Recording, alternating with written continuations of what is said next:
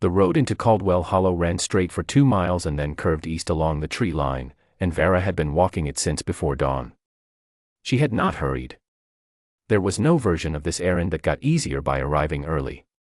She knew what the farm looked like. She had been back 4 times in 10 years, not to knock, not to be seen, only to stand at the edge of the barley field in the dark and make sure the house still had its lights. It always did. That had been both a relief and a quiet torment, because a man with lights in his windows was a man she still owed something. The something had a name. She had been rehearsing it since the crossroads. The words were plain enough: I was the one who came with the warlord's riders 10 years ago. I held the torch. I am the reason your barn burned and your livestock scattered into the hills. I am part of the reason your wife— she had never been able to say the last part aloud, even alone on an empty road. She made herself say it now. I am part of the reason your wife did not survive the following winter. The gate at the end of the lane was the same weathered pine it had always been, but someone had rehung it recently. The hinges were new. The barn beyond it was the same barn she had watched him rebuild with 4 neighbors the spring after the burning. She'd watched that too, from the tree line, in daylight, unable to look away and unable to step forward. The new boards had long since weathered to the same gray as the old ones. The barn looked as though nothing had ever happened to it. She was still 10 yards from the door when it opened. He was older, of course. Thinner across the shoulders, white at the temples, the kind of lean that came from years of working alone rather than years of going hungry. He stood in the doorframe with a mug in one hand and looked at her the way a man looks at weather he has been expecting. Vera, he said. Not a question. She stopped walking. Her prepared words went somewhere she couldn't reach them. I know who you are, Edenholst said. Coming out of the cold. She had not expected that. She had expected the door to stay shut, or to be opened by a man with a different kind of face, the clenched, righteous face she had seen on a dozen other doorsteps in a dozen other frontier valleys, the face that told her she could leave her restitution on the step and go. She had not expected a man to say her name as though he'd been waiting for it, and then hold the door. She went inside.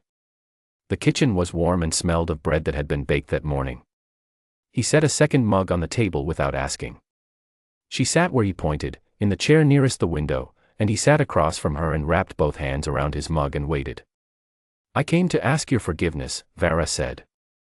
The rehearsed words had come back, but they sounded different in a warm kitchen than they had on a cold road. Smaller. More honest. I don't expect you to give it. I came because it was owed, not because I expect. I know why you came, Eden said. She looked at him. I've known for about 6 years, he said. That you'd come eventually. A man in Delford, Perrin Ashford, the wheelwright, told me what you'd done before the clan council. Your testimony against Varric. He heard it read aloud when the Confederation published the ruling. He turned his mug in a slow circle on the table. I read it myself, 2 winters later. The clan archivist in Callow Crossing keeps copies. Vera said nothing. She had not known he'd read it. It took you 11 months, Eden said. From the burning to the testimony. 11 months to gather enough other witnesses that your word wouldn't stand alone and get you killed.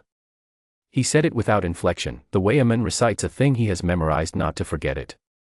Then you stood up in front of Varric's full council and named every settlement he'd sent riders to, and what they'd been ordered to do, and what they'd actually done, and who had been harmed. 42 settlements. You named them all. Vera looked at the table. It wasn't enough. Not for what I. No, he agreed, quietly. It wasn't. The fire in the wood stove ticked. Outside, a wind moved through the barley stubble and made the dried stalks whisper. My wife's name was Marate, Eden said. She was not a strong woman physically, though she never admitted it. The winter after the burning, we had no stored grain because the bins were in the barn. I'd rebuilt by spring, but winter came early that year. She was sick by December and gone by February. He paused. I'm not telling you that to make you carry it heavier. I think you already know it. I'm telling you because you came here to ask for my forgiveness, and it seems right that you should know the name of who you're asking it for. Marate, Vera said. Her voice came out steadier than she had expected. She would have forgiven you already, he said. She was that kind of woman. It used to make me furious, the way she could just set a thing down. I couldn't do it that fast. He finally looked up from his mug. His eyes were gray and level and not unkind. I forgave you the winter I read the testimony. That was 4 years ago. I'm sorry it took me that long. I don't think Marat would have needed 4 years. Vera had faced a clan warlord in his own long haul. She had stood her ground on 3 battlefields and never once stepped back. She sat at this man's kitchen table with a mug of tea going cold in her hands and felt something shift in her chest like a wall giving way. She told him the rest. She had not planned to, she had come only to ask one thing and then leave, but he sat there with the patience of a man who had learned how to wait, and the words came out of her without being called. The decade of it. The restitution work, the settlements she'd gone back to, one by one, the fences repaired, the grain replaced, the mill wheel at Brackford that she'd rebuilt with her own hands over one wet spring.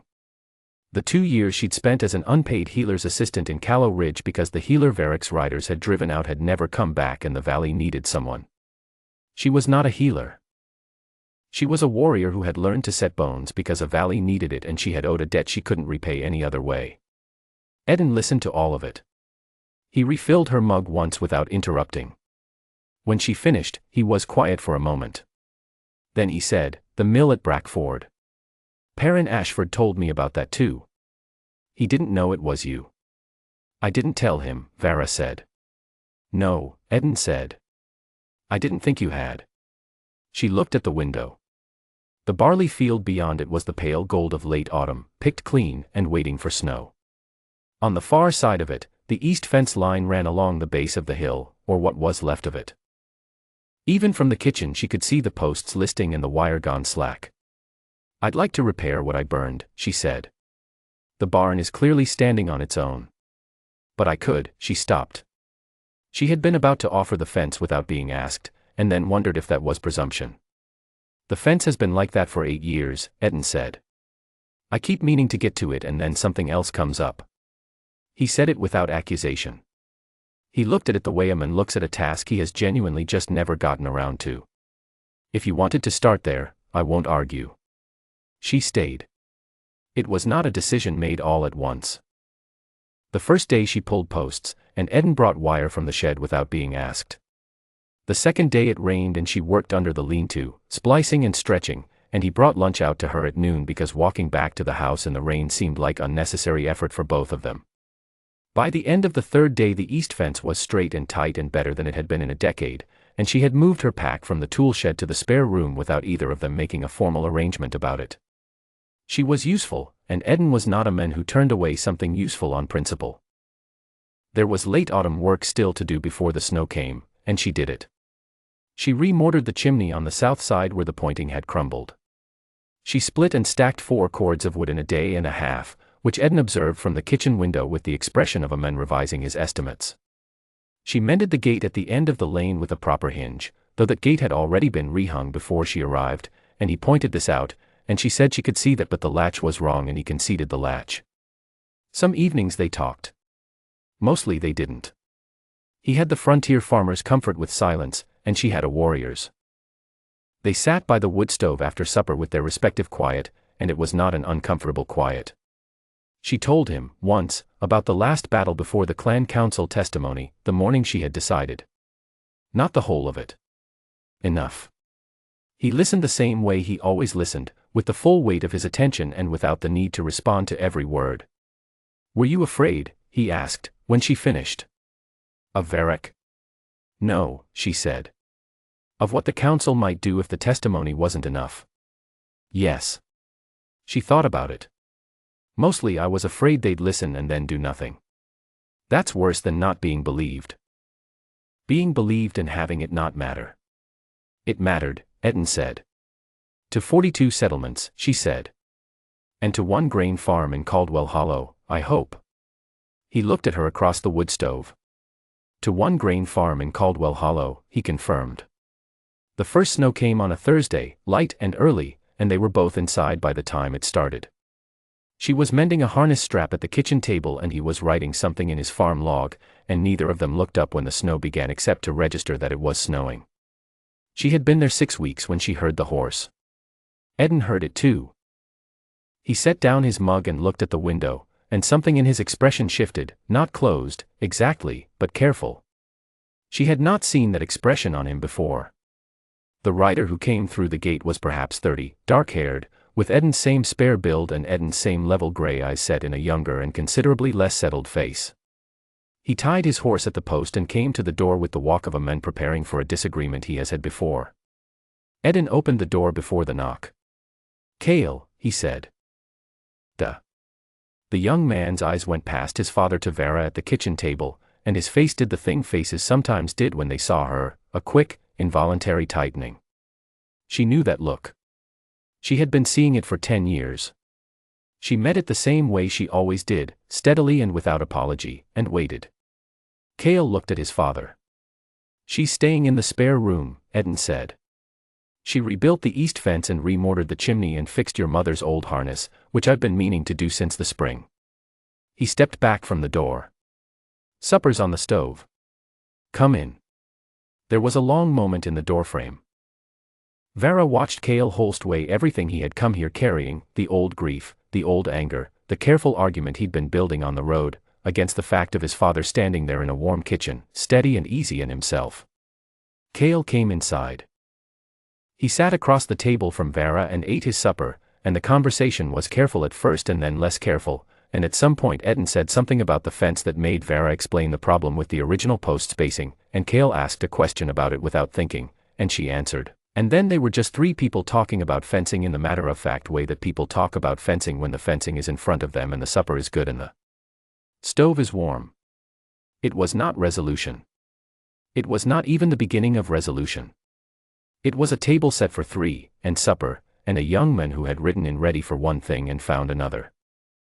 But Eden Holst was laughing at something his son said, a real laugh, the kind that comes without warning, and Vera found that she was the one watching from across a table this time, without the guilt and without the dark, in a warm kitchen in the first snow of winter, in the house she had spent 10 years walking toward. She thought, it is enough to have come. And then, because Cale had asked her something and was waiting, she answered him, and the evening went on.